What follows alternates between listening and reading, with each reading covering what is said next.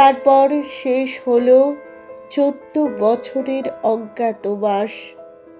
সে আমাকে দেখে ডুকরে উঠল।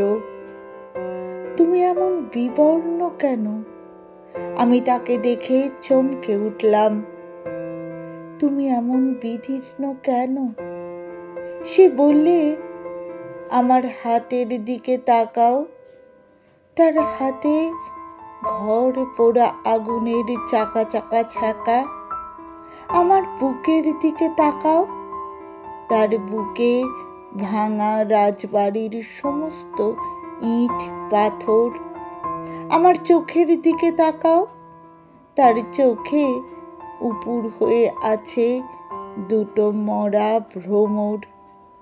আমি ভিজে বাতাসের মতো জিজ্ঞেস করলাম, তোমাকে কাঙাল সাজালো কে? সে পাতা ঝরার শব্দে জানালো, স্বপ্নের দরজা খুলে দিয়েছিলাম যাকে।